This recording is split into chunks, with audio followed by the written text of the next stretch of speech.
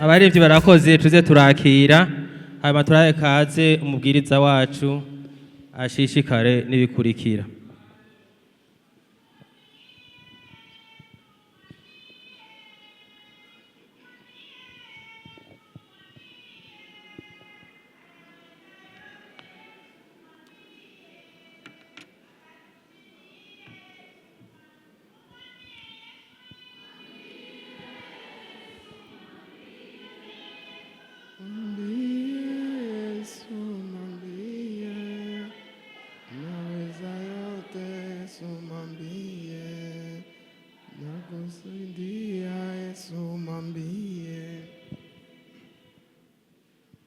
Yesu nashimwe. Ego biraryosha abaho bose bameze gute? Haleluya. None muri iki gitondo sinokwifuriza kuzobayo none. Ego dusoma amajambo y'Imana mu cete c'Abaroma. Hararyoshe ga. Umuntu ariko arahumva hararyoshe yemwe. Mugabo kandi hagoye gushikayo.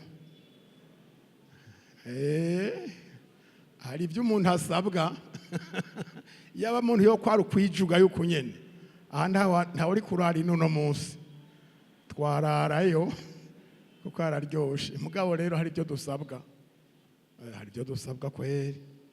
Dusome mu cete c'Abaroma ibice 12 umurongo wa 21 umurongo numvise twoganira 12 igice umurongo wa 21.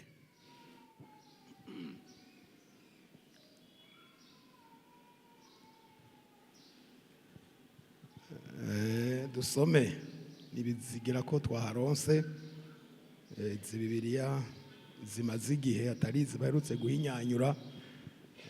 Ni 181 inomero z'urupapuro mu isezerano rishasha.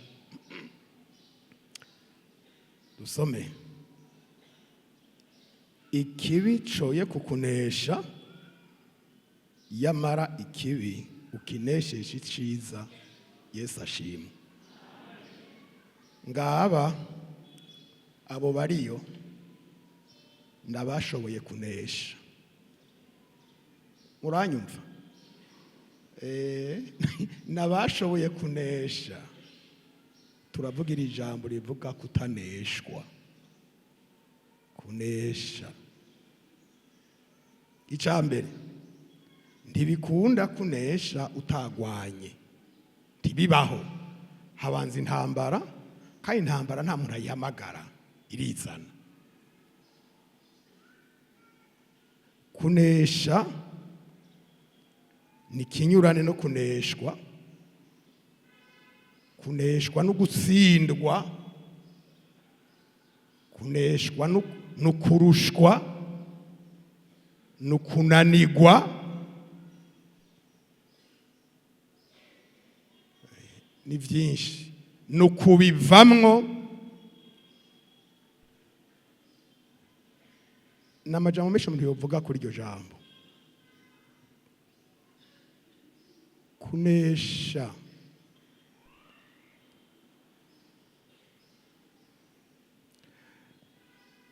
Umuntu atawe barahangana arashobora kugaragara nk'umuntu akomeye umurabiye inyuma. Ntarumva abantu bavuga ngo jewe sinkangwa umutundararo. Ugasanga umuntu muto umengo nta n'ibiro 50 afise, mugabo urundu rw'ibiro 80 birijana araruhenuye. Urabiye inyuma wo kwibaje uti vyari byo byose rujya rundu. Kandi akarorero ni muri Bibiliya kuri Goliyati na Dawidi. Ubaravye ko bangana n'abababona ntibiyumvira ko Dawidi ko ari kwiyahura. Mugabo kandi siko vyagenze. Umenya rero ko ukomeye iyo intambara uyinesheje. Hano Bibiliya hari indangajambo ivuga ngo uko umukristo akuye kumera. Hari abaradondagura ibintu byinshi. bagashiramo ko binashobotse umuntu w'Imana yarakwiye kuzura kugiranira amahoro n'abantu bose kiretse uyansi. Hariho umuntu ayanka ushobora kubwira uti nagomba tuganire ivyanje n'ivyawe tuvyuzuze ngo birakuraba kigira. Uyu rero nta kundi ubigenza urareka, ariko kubishoboka Bibiliya tubwira ngo umuntu wese agiriranire amahoro n'abantu bose bishobotse. ku mukristo kubera iki aya mahoro tuvuga ku bantu tugogiriranira atugarukako. Iyo wewe uri kurasenga atamufitaniye ingorane, atawe wiyizi koko wewe wateye ingorane, aba wibaza ko waziteye atavyuzi babaho. Sabo ngomba kuvuga, ndavuga aba bantu, uyu muntu naramuteye ingorane kandi arabizi naje ndabizi. Iyo hageze kusenga rero ngo uvuge imbere y'Imana, uretse gutondeka amajambo ayo ntabara amasengesho, kuko Imana ntikumva, kandi benshi bari muri ubwo buzima cyava ngo Imana ntibumva. None rero tudaciye kure tuvugane kuri iri jambo rivuga kutaneshwa. Ikibi ni giki? Hari umuntu akubwira ngo jewe nagize ibi nibi, mbega umbonera ivyari ivyaha. Nta muntu arabira uwundi cyaha. Kubera iki? Akayungiro k'icyaha mu muntu n'umutima wiwe, kuko Imana ntiryarya, kirazira, nta buryarya Imana igira. Ndashobora kugutinya jewe mu maso, no mubwirira ijambo yohava nyumvira nabi, yohava nanduka, ngaca mpora ngaca iruhande ngakweba. Mugabo Imana naho yituka ntaciba, kandi ntigira uruhagarara ngo wahitutse, kuko bama barayituka imeze nka twebwe. Ntibibuzi yija canke ikikora ngo uko nayivuze nabi. Oya, kandi guma ari Imana ntiryarya. Ko ritaryarya rero irakwereka ati kino kintu wakoze ni kibi, wavuze nabi, wakoze nabi, wavyifashemwo nabi, kandi ugaca wumva ko ari vyo. Ushobora kuza mu nyihangane aho ndahavuge, ushobora kuza ukanshikira jewe canke undi wese muri aba bari ngaho imbere, je vyangendeye kunuku bivanye n'intege nke ziwanje, kuko ndi umuntu. Ngashirabwira n'ivyo bintu je numva tangorane zirimo. Kuba ndakubwiye ngo nta ngorane zirimwo ntibisigura ko atangorane zibamwo. Uza gusanga harimo ingorane wa mbere ni wewe. Yesu adutabare. Kubera iki muhora mugaruka none? Kubera iki muturondera? Kandi ukavuga uti jewe nukuri yanje ngorane navuganye na naka muri aba mukorana ibikorwa vy'Imana, yambariye ukunuku mugabo nguma ngowe. Yariyorohereje aragutinya arakureka, kandi igihute naco ntigikizwa no kucagaza. Barakimena, kandi bariko barakimena uraboroga, ariko inyuma yo kumeneka urasinzira wumva bisa. Baguhuhe ngo ntaco nawe gumugo. Ndiko ndavuga ikibi ni giki? Ni ikintu ukora mu mutima wawe kikakubuza amahoro. Ni ikintu ukora ukumva ko Imana itagushigikiye. Ni ikintu ukora, hari bibi by'uburyo bubiri. Hari bibi abantu bakora abandi bababona, hakaba n'ibibi abantu bakora binyegeje. Kwinyegeza n'abantu umuntu yinyegeze. Mugabo aba baturirimbira ngo aho abaho bose baguwe neza, nyeneho nyenico kibanza c'Isiyoni batubariye, nyene uwo mugwa tujako, nta muntu numwe ashobora kumunyegeza. Madamu wanje yonyegeza bigashoboka, nanje no munyegeza bigashoboka, abana banje bonyegeza bigashoboka, naje no banyegeza bigashoboka, namwe no banyegeza bigashoboka. Mugabo nyene uwo mugwa haleluya. Ntibishoboka ko tumunyegeza. Hari bibi abantu bakora bakaja habona akarorero. Baga nk'umuntu ava muhira abona ko ari gusa ntabikoza bibona none muhora muhura mwibarabara ariko arazimanura kandi yayambaye ayibona. Niyo bamusudiririye ko bahuriye mu nzira bayimutererako niyavuye muhira abibona ko ariko arayiduza ngo arabe ko yopfukwa mu gikiriza niyavuye muhira abibona none yabibona. None afashe urugendo rwo kujya mu ihoteli agiye ahumirije ntagiye abona ijya gikora ntabibona. Adugije ipantaro cyangwa akenyeye igitenge atanguye gutukana si ku murango ijya akora abantu ntibabibona. Ariko hari ibindi abantu bakora nta muntu aheretura umuntu izosi abantu babona ari inyegeza. Nta muntu amena inzu y'umuntu ku murango bari inyegeza. N'ibindi dusome.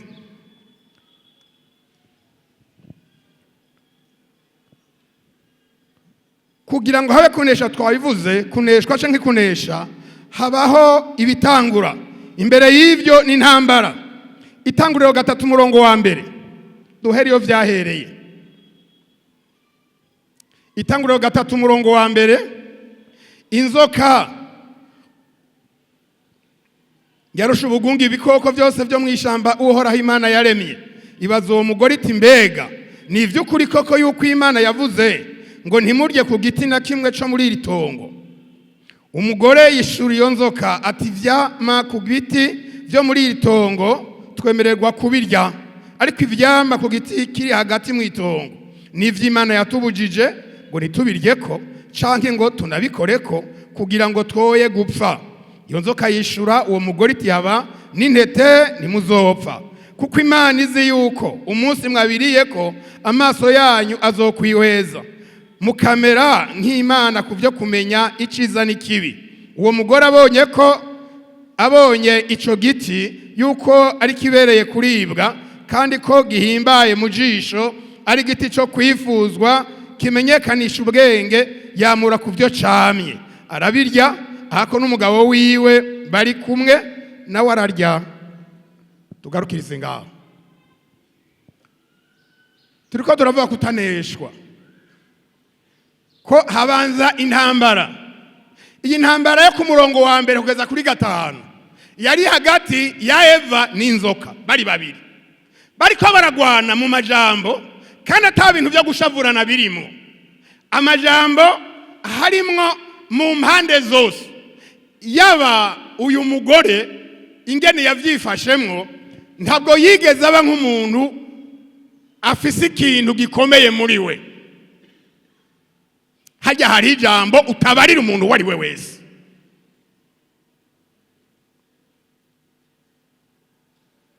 Yarirekuye ariheza kandi batubwiye ngo iyi nzoka yarusha ubugunge n'ubwenge ni bibiri. Kandi abantu benshi b'ingunge bibwira ngo bazi ubwenge.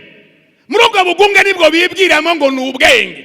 Namuhendahenze narutse ndayamukuyeko nakoresheje ubwenge. Ubwo si ubwenge n'ubugunge.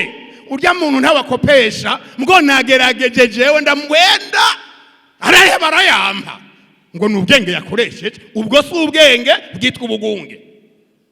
Iyi nzoka rero muri ubwo bugunge bwayo irakata amakorosi mu majambo mbega burya ngo ibiti byose muri iri tongo nta na kimwe mukorako. Umugore toya turabirya ko ariko hari cyo atubujije kuko hari byatubari umunsi ni nk'umugenzi pamfe ariko araganirira kandi bahora bayaga. Yatubwiye ngo umunsi twakiriye ko tuzopfa nta kabuza. Atiyo muzo siho twari ngashobe ngo muzopfa gupfa bimeze gute? Uvuze muzopfa gute? None tweho suko duhura ngo none ngo ni ivyaha. Maze iminsi ndaba kuri izi mbuga abadayimoni abo bariko barakosha bavuga ngo tukubwire mbere ya giti ngo Adamu na Eva bariye ngo sivyo basigura bagaca bazana ibintu amafuti yapfuye abigisha b'ibinyoma kandi abihoraho yazinutswe barabikurikira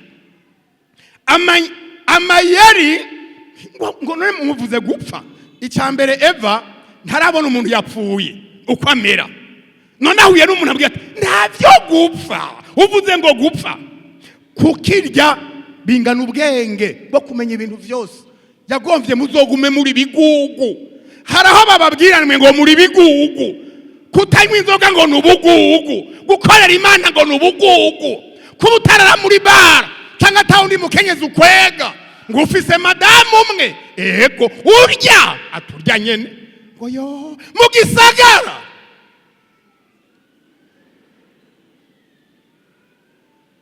gwevye byose uri maskini vure murakenye vuga bagufashe nuko gwaruka gwasherega nta bindi bahura n'ibyo nyene umwana w'imyaka 18 17 n'itandatu umwana w'umukobwa ngo urafise uwo mugenda nawe oya ngo yo ntugire uwo mugenda nawe kandi warize uri ku ishuri umukobwa umwana ya myaka adolescence yiwe agaca sara ngo karondero bakundana yahuye n'ubugunge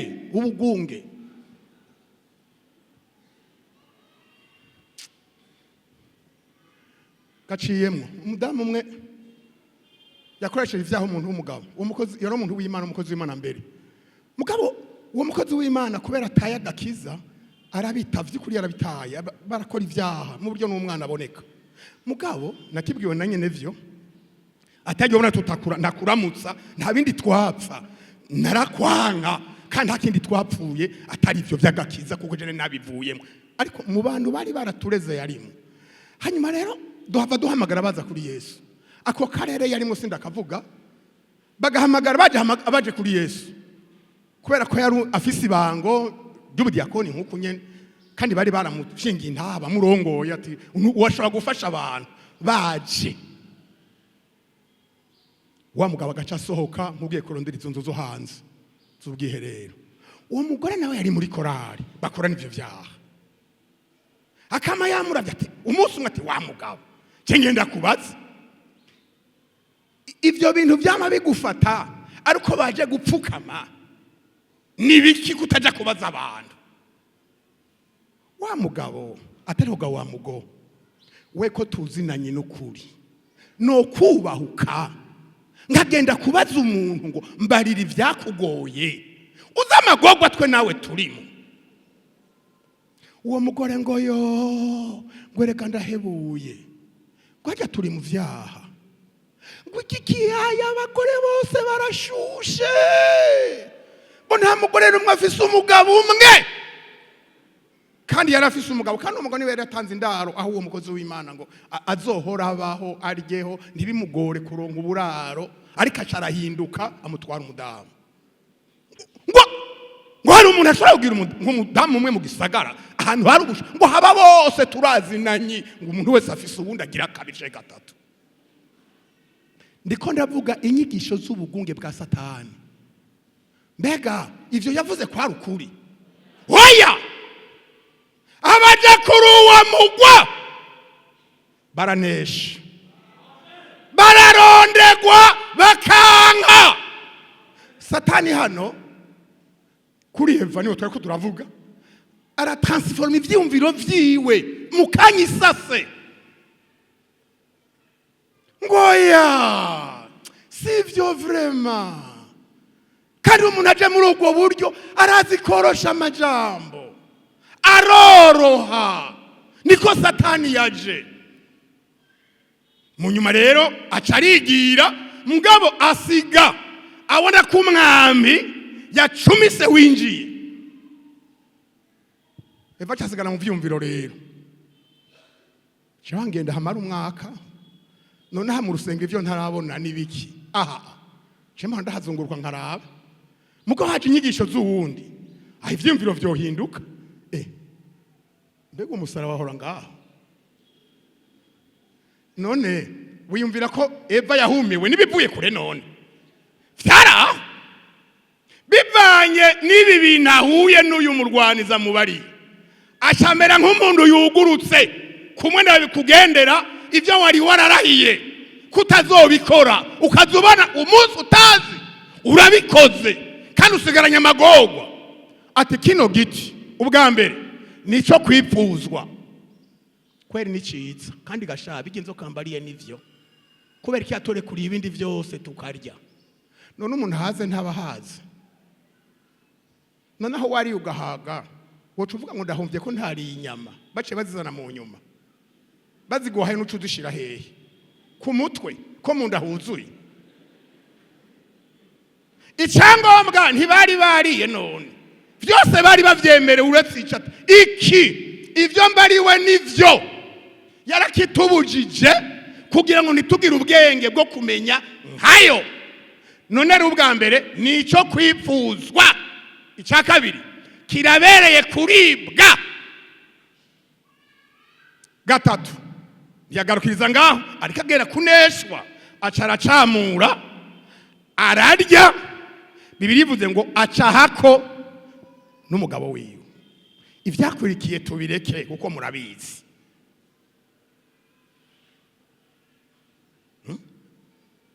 Siho nariko birashoboka maze kuryo mudamu aterega narose umuhanuzi mugabo wanje.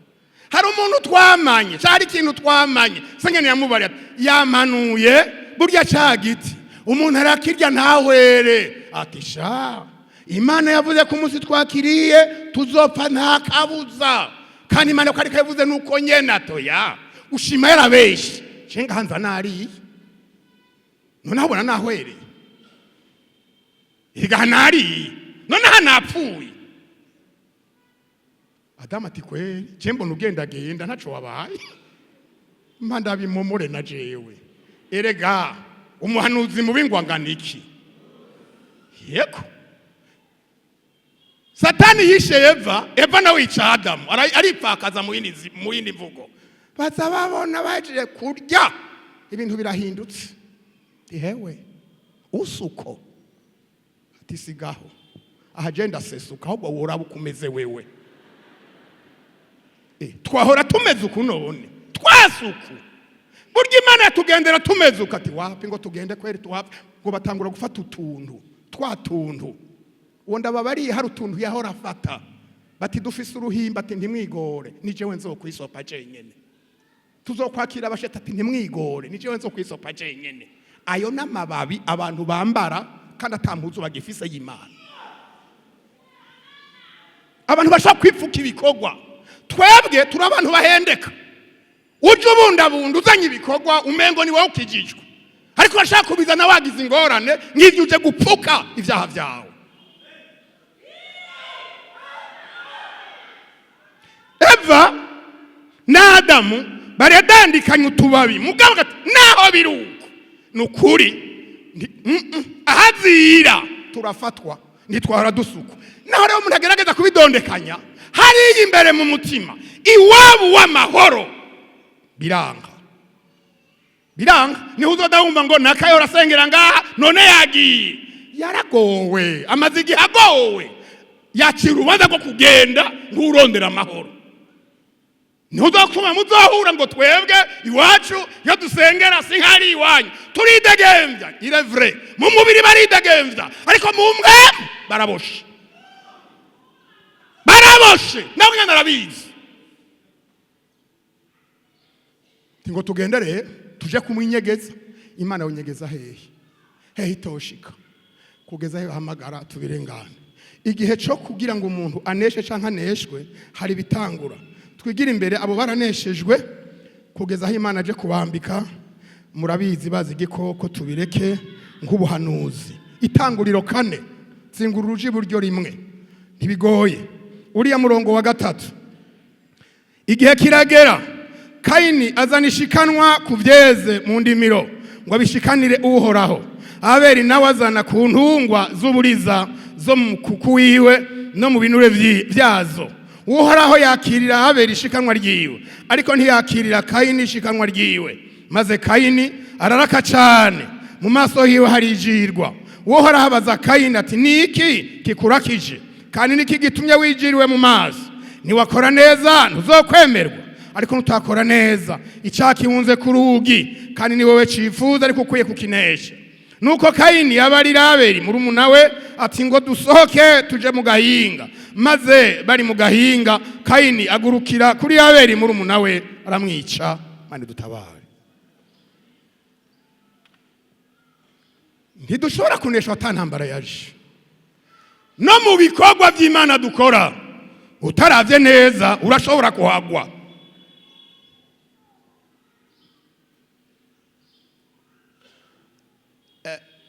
Kayini nk'umwana mukuru niyo abanje gutanga ishikano aritanga ngo azana ku vyeze vyiwe aratanga ntibamwakirira aberaza mu nyuma aratanga nawe baramwakirira kwakirirwa kwa Abeli bizanira ishari Kayini arababara araraka aragogwa arabura amahoro arahindura isura kandi bose bagiye gukorera Imana ikiramanuka iti Kayini wowe uraratse kubera ko nakiririye Abeli nawe ndashobora kukwakirira ariko ukoze neza kora neza ndakwakirire ariko nutakora neza inyuma y'ibi hari icyaha kandi kiri hafi kibunzaho ku rugi rw'umuryango ku rugi rw'umutima wawe kora neza wemegwe ariko utakora neza kiragutwara ntiyavyumvise yumva umengo n'amajambo asanzwe Imana irasanzwe umuntu yaragiye kuyikorera ng'utanga ivyiwe mu nyuma Imana ikamubwira ite kugira ngo ndavyakire genza gutya hajya ntibasigura haraho abantu baje mu makomandere ngo ngira ngo yatanze ikintu kivisha amaraso abandi bakavuga ngo urumva ngo yagiye ngo gutoragura ubuntu ngo bubi ngo muvyo yari yararimye ngo burya bwa buntu bw'ubutogwa bwo mu nyuma ubugori buto no buharage bw'ubunubwa oya siko ivyo ni by'abantu bashiraho Mana mubwiye ngo kora neza amen kora neza kubyo ushoboye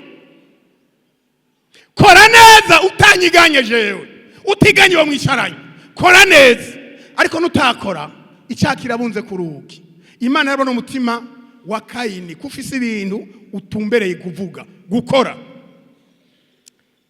ndabona Kayini havaneshwa kandi koneshwa kwa Kayini wadakwibaza ngo waranesheje ariko nuko kuneshwa kwiwe burya kunesha kwiwacu twiteguriye usanga ariko kuneshwa kwacu muranyumva umviriza wayumvira ati ngasigara ndi umwe Abeli yajyamye atakiriho ibi Imana yigombaguza ndabijanye ndi jenyene izobinsubizano nizobigaya niyabigaya icitwara ivyo kwandi sindyaka abari kubindi aha yinendaguza kubera twamuhuriye ko turi babiri reka ndamukuremo reka atazoshakira ci wanje acara muvanamo Imana iragaruka Kayini arihe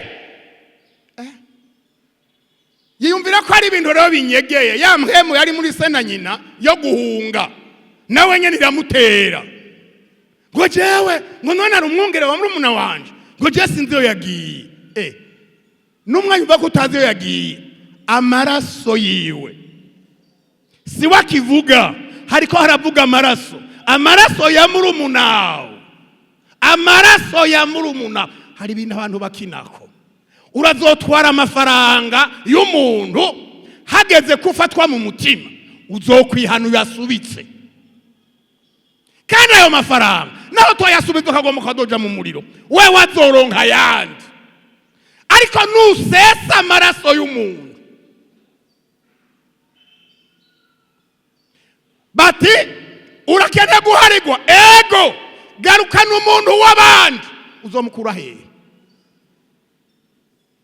uzomukura hehe hari ibintu bakinaka abantu batazi ivyo ari byo bifise ingwirikizi amaraso aravuga gusumba nyeneyo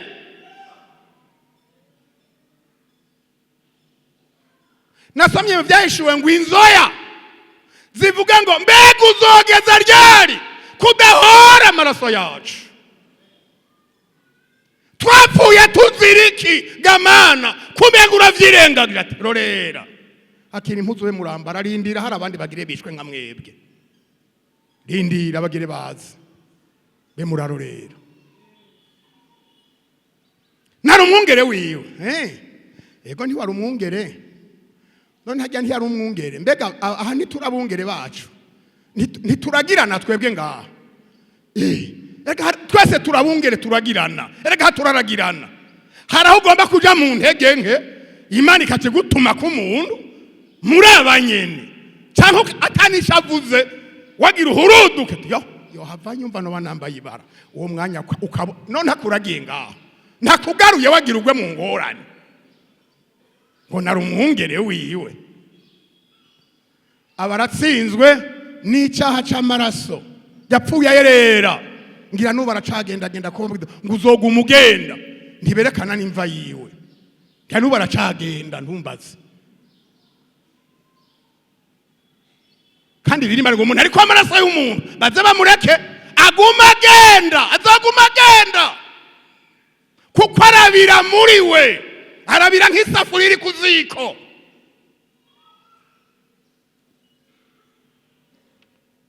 habanza intambara umuntu agacakora ibitari byo agacaneshwa Kayini iyo bibi byashobora ari kugarukana Abeli habonye igihano yahawe yaravuga ati mana ngo uyu ndamugarukanye none ntibikunda umuntu uragaruka agiye bagiye gatatu ntendengana Yosuwa 6:18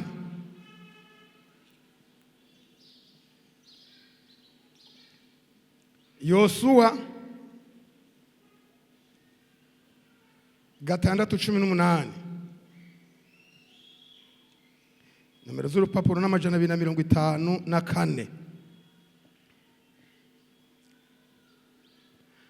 ariko mwebwe muzira kaziri hari byo twihanizwa ntimugire ico mukorako mu byabaye inyegu y'uhoraho kuko nimwavyifuza mukabikorako muzoba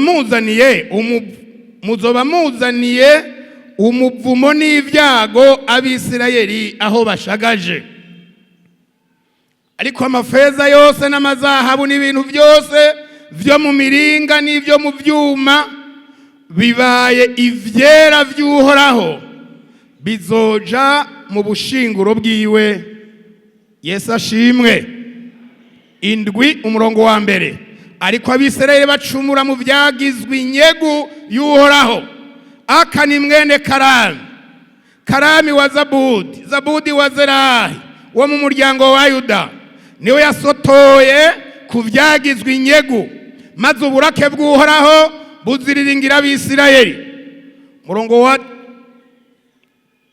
11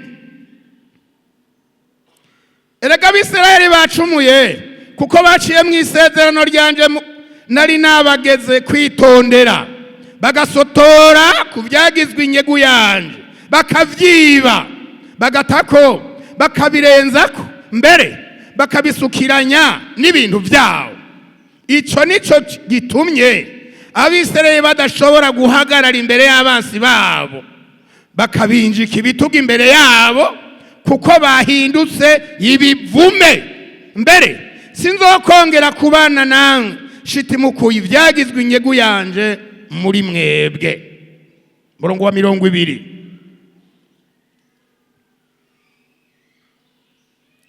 akaniyishura Yosuwa ati nivyukuri nacumuye kuhoraho mana y'Abisirayeli kandi uko byagenze nuku 21 nabonye mwisahu umwambaro mwiza uvuye Shinari na shekeri zifeza 200 nikigabane cizahabu kirije shekeri 50 ndaheza ndavyifuza ndabitwara kandi bizitse mu kuzimu mwihema ryanje ni feza ziri munsi yavyo mani dutabare navuze ngo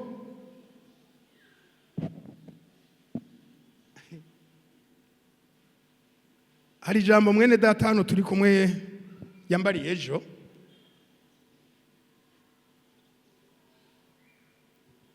yaro twicaranye Pastor Joseph ibikorwa biheze ku mugoroba haje umuntu akora mu bikorwa mishikanwa harahuduza gutya kumbura akantu kakanyerera hama hariho uburyo bwiwe yarafise burakoroka ntiyabubona turiko turaramukanya mpindukiye uko ndavuga ndagutoreye amahera aratwenga ati hari abandi baca bavuga kwa Kiswahili walisemeti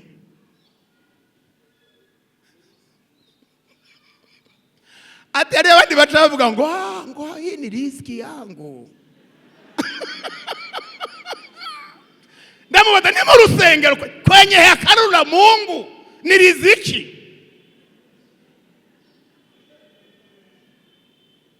muriko muranyumva hari abantu babasuma batora mu nzu bega mu nzu barahatora ngo ngire nandure atawumbajije nshangumya wose umusuma mu nzu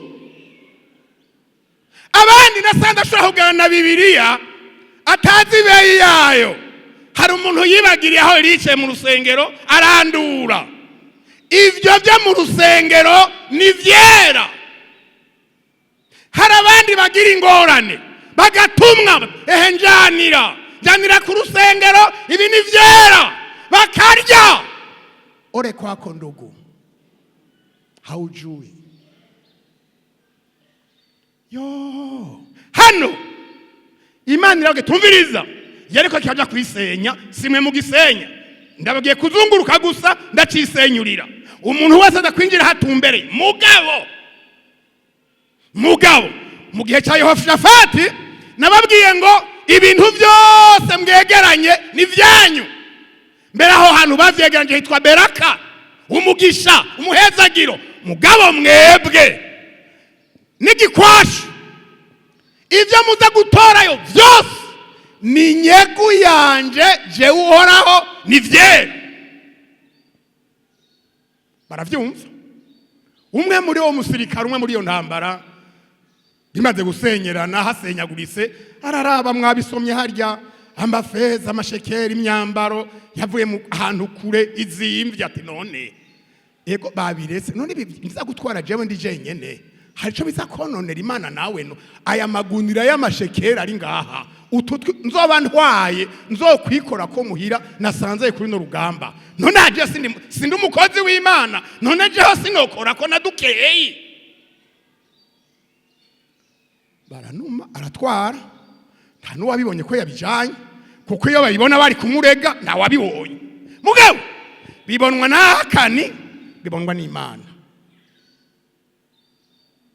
urugamba rurahera baranesha bukeye Imana itegura indi ntambara y'agasagara kitwa Hayi ko kubasevya Yosuwa ati je ndavye Hayi ni ikintu gito cyane ntabasirika benshi tworungikayo kuko ni gato cyane murakazingi mukanyisasa ngo bagereyo yo badona umusirikare umwe w'Umisirayeli ngo gitu uwundi araguye 36 nawe muri bo nta numwe baricamwe ibi nibiki ntituvyumva vrema 36 abasoda ega Yosuwa irabayibara 36 baraheze Yosuwa nimwasoma ntiyasenza amasengesho asanzwe ngo yaritembagaje umurongozi haragera igihe byo gusenga bisangwe bivaho aritembagaza ararira Imana itereka kwitembagaza uwiriza erega impamvu bimeze uko hari ingorane muri mwebwe hari vyagizwe inyego yiwanje vyasukiranijwe n'ivy'abandi Imana ntikenera ko ibintu vyayo bisukiranwa n'ivy'iwawe igihumbi cyayo mu bihumbi 10 vyawe igihumbi cyayo nigomba kugisukiranya nayi wawe kuko si gwawe ni cyagizwe inyego y'uhoraho nawe urabizi nawe bivangatiranya urabizi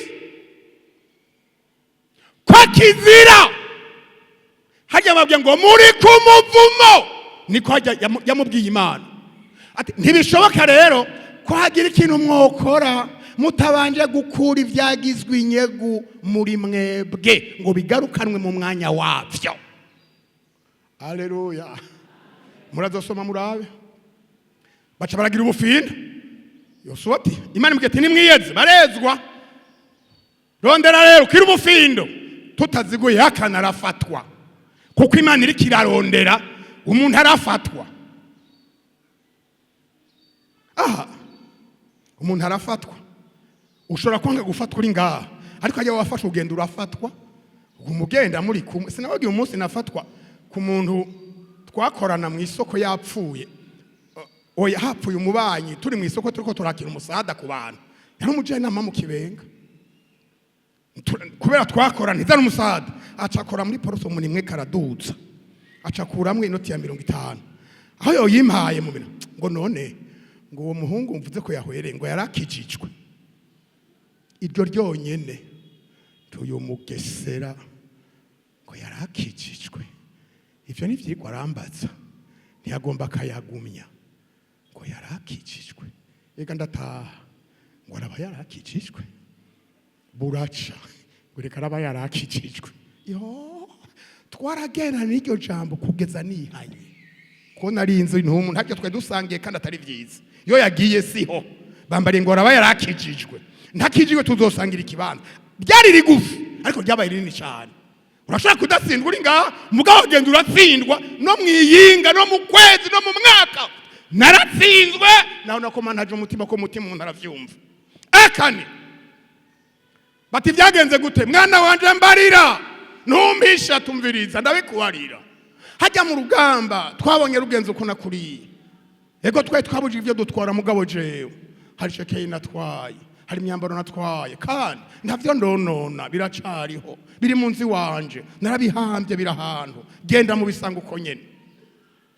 Kandi bwame ngo yatuye neza ariko igihe cari none ko yatuye bajya abasirikare bapfuye baraza kugaruka none naho yatuye baragaruka.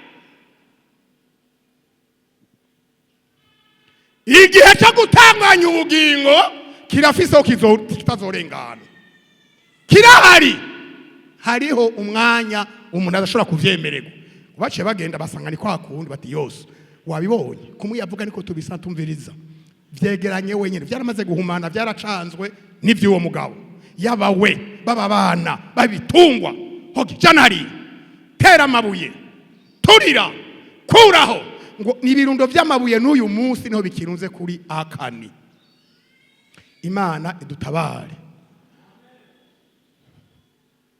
Ikibi coye kukunesha ariko ikibi ukineshesha iciza. Yaramvuze naje nzomuvuga, yaranyararaje naje nzomwararaza, yarase kunzira mu rubanza naje nago nzojamwe, yarase kungaburira naje nta sinzomugaburira, yarase kumera kazi umuntu naje ntaco nzomumarira. Ikibi coye kukunesha ariko ikibi ukineshesha iciza. Yesu adutabare. Aba nabaneshejwe. Twebwe ubwa mbere turwana niki?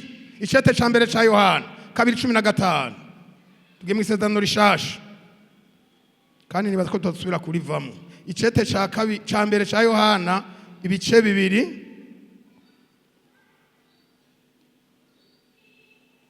icete ca mbere ni hariya hafi ya Yuda. Icete ca mbere ca Yohana ibice 2 mu rwa 15 nimugakunda isi cyangwa ibiri mwisi. Umuntu niyakunda isi ugukunda data wa twese nikuzoba kuri muri we. Kuko ikiri mwisi cyose ari ivyifuzo by'umubiri n'ivyifuzo by'amaso n'ubwibone bw'ubu bugingo bitanduruka kuri data wa twese ariko vyanduruka mwisi. Kandi isi iri kwirashera n'ivyifuzo byayo ariko ukora ivy'Imana igomba yamahibe bidashira. Amen.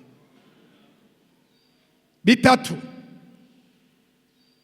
hano batubariye ivyifuzo by'umubiri, ivyifuzo by'amaso n'ubwibone bw'ubu bugingo.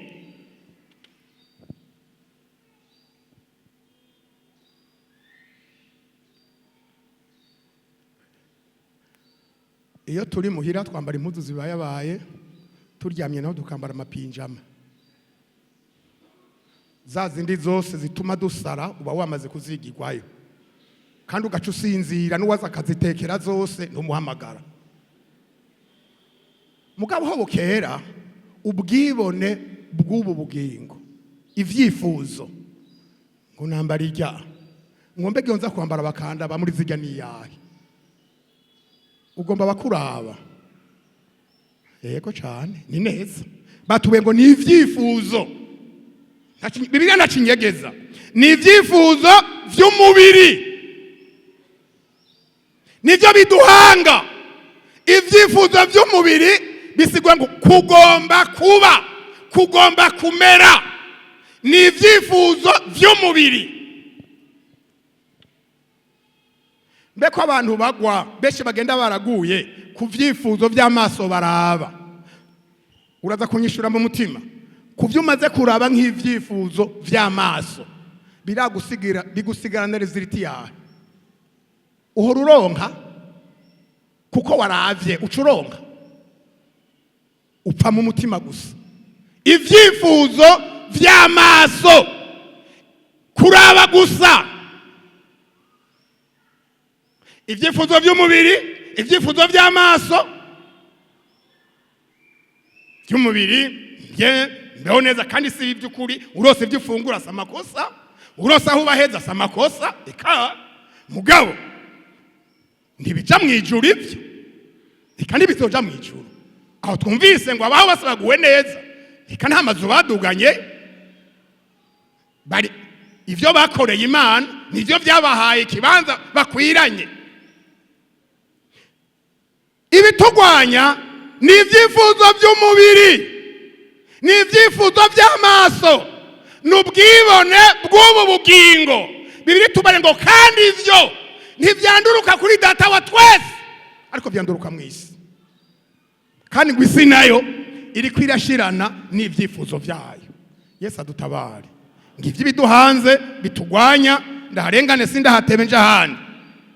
Amasezerano kubanesheje, iyo utaneshejwe uranesha. Ndiko ndarabaye amajambo nasanze mu vy'uru rugendo muri iyi ntambara tugwana na Satani. Nta make ni ibaho, nta kunganya ntibibaho. Ntajya kuva ngo bagi kwishura abana barashobora kunganya amanota. Ni imipira bakina mu bibuga haraba ngo banganije basangiye amanota umwe rimwe undi rindi, ariko kandi harya barashobora kuyasangira hataragera kuri finali. Intambara tugwana n'umwasi ni finali, kuko Bibiliya itubarira ngo abo tunigana. None habaye kunigana sukumwica cyangwa akakwica, make nirirabaho. Jewe nahora ndakura kura mupira n'ababira basa amakosa, umuntu ashobora kugururuka karaba, ariko jivyo nahora ngiye ndakigira byaje kugenda kuri stade. Nahora njayo ntagira amahera yo kuja hajya heza, amajana 2 kuri purutu twarajayo ugaca hejuru ku ruzitiro ngo ukorokere umujandarume akaguha inembo, ugasubira ukaduga, ugasubira ukagwa inyuma. Yaramagorwa abandi ku biti ugasanga uri kurenena. Muri abantu baca nka 40 kwishami. Imana irakunda abantu bayo yewe. Igategera ntimukoroke, kandi radiyo cinjiye n'abari ku maguru ko baca basara, mugaca musara muri ku giti naco kuri finale rero mpora ndabiraba. Barashobora kunganya ubusa ku bundi kimwe ku kindi. Batoya ntibikunda, turabonga iminota 30 bagasura bagaturitsa, bariko barandera umuntu atagusanzara ananigwe. Iyo 30 ya mbere igahera batibongera 15. Harabasiga bagira ngo atakira umuntu, bariko barondera uneshwa nuza kunesha muri barya babiri. Naho nyene igahera uko bati penalty, bagaca bajako kubita kubita kubita. Haraho zitanu za mbere bose bazinjitse, bajya ntibabara abantu baba bapfuye.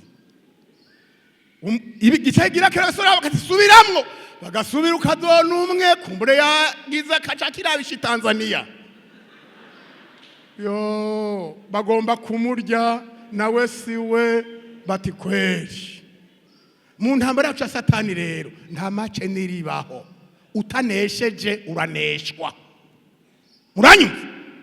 Utanesheje uraneshwa, kandi ivyo ntibiraba imyaka umuntu abaye mu ishengero canke ibango arimwo. No,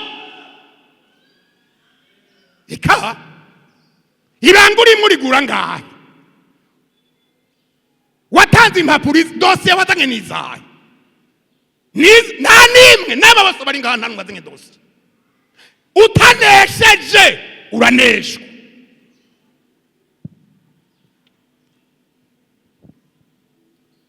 Amasezerano kubanesheje ibyahishuwe 3:21.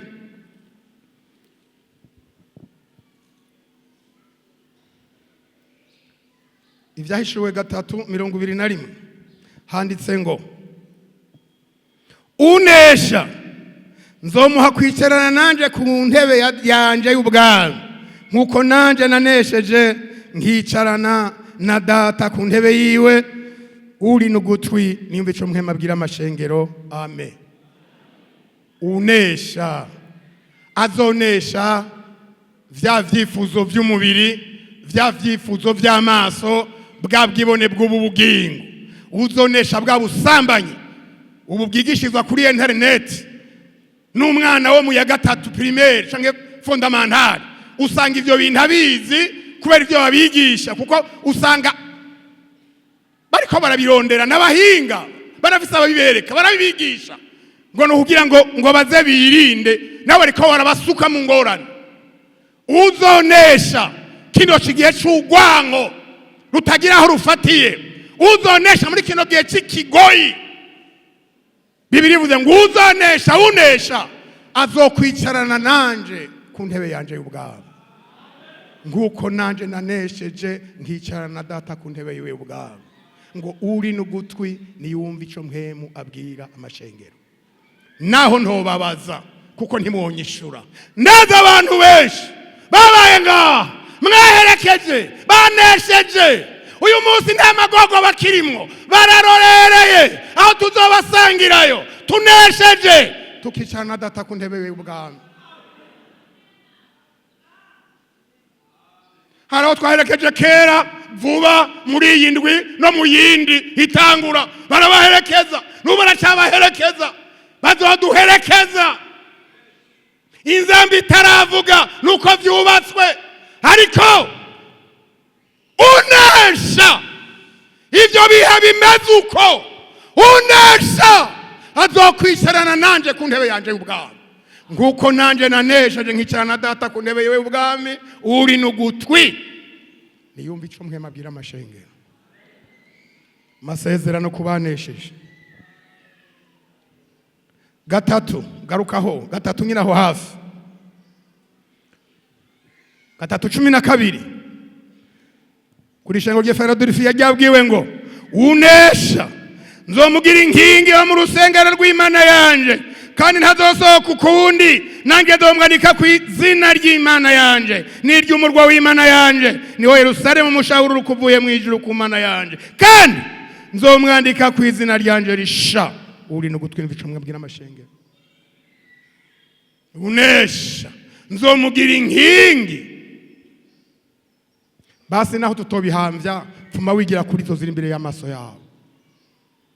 Izi nkingi ziri ngaha zigireko kuva urusengero rushigwa ngaha, ntizirasiba kuba hano.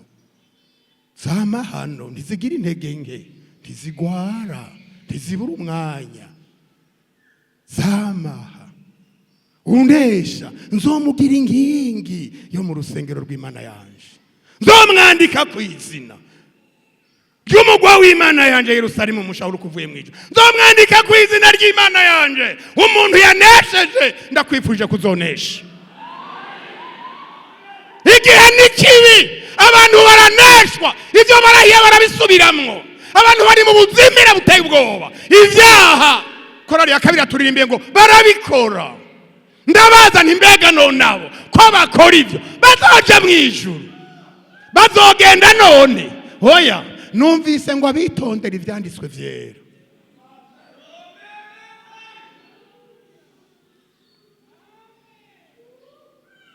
nivyo bitubuza gucumura. Unesha rero, umusore azonesha umubiri nka Yesu. Yesu mu myaka 33 n'igice mu buryo bw'umubiri yagiye yera. Sitefu mwene data Yosefu mu myaka 16 kuduga kuja hejuru yagumye ahagaze aranesha ibisigo bihagaze imbere yiwe. Unesha arafise amasezerano akomeye ku Mana. Satani yazingazinze umuntu ngo ntibazi ko tukiri bato mbwirwa imyaka ngo bajye batama ntayo bazi twayiciyemo turayizi. Uri kucaho bataje sonenge ko uri kwasha neho baciye kandi bararenganye taco babaye. Ivyo nibisigo n'abadayimoni abandi amashusho bakayahindura bari ngaha nabera nibeza basotse igisagara basotse urusengero n'abadayimoni muhura. Unesh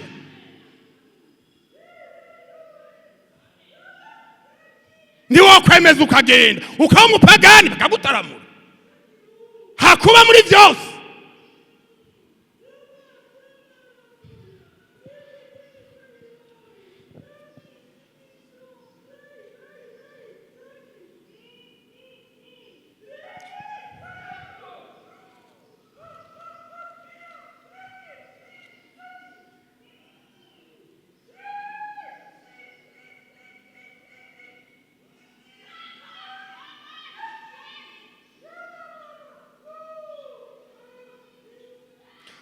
Dusoma ijambo ry'Imana igice 21 umurongo ugira 6 bone uwindwi. Turi mu byahishuwe ngege usozera. Kandi irambarira iti karabaya ndi Alufa na Omega itanguriro n'iherezo. Ufise inyota nzomuha kunywa ku isoko y'amazi y'ubugingo ku buntu. Unesha azoragwa ivyo nanje nzoba Imana yiwe nawe azoba umwana wanje. Amina. Haleluya. Unesha uyu munsi turabana b'Imana koko kwizera Kristo Yesu, ariko turahura n'ibitunesha koko umwana w'Imana bigahinduka. Muno gasanga n'umwana w'ibisigo n'umwana w'abadayimoni n'umwana wa Satani n'umunyabinyoma nka shebuja Satani. Rero ariko ngo unesha nzomuha kunywa ku isoko y'ubugingo ku buntu. Unesha nzoba Imana yiwe nawe azoba umwana wanje. Ariko uneshwa hajya murongo na usigaje ngo mudahereze ko n'umuntu yaneshejwe bya wa munani si kure tugiye tumarire cyo dusenga. Handitse ngo ariko ibijora bavuze ibijora n'umuntu ubwoba n'umuntu ku rugamba asubiza umugongo inyuma n'umuntu aneshwa n'umuntu atsindwa ikijora. Ngo ariko ibijora abatizera abakora ibizira abicanyi abashakanyi abarozi abasenga ibigirwamana abanyabinyoma bose umugabane wabo uzoba mu kiyaga caka umuriro n'amazuku nico rupfu rwa kabiri. Yesu adutabare. Bene data dusenga Imana.